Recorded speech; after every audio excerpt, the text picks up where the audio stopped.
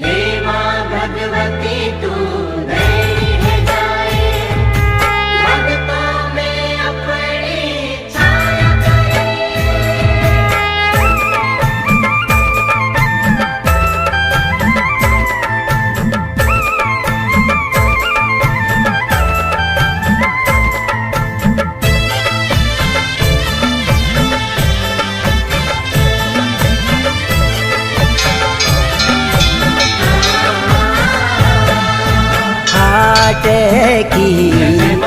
आटे की कालिका मैया देन होए सबों की तरफ।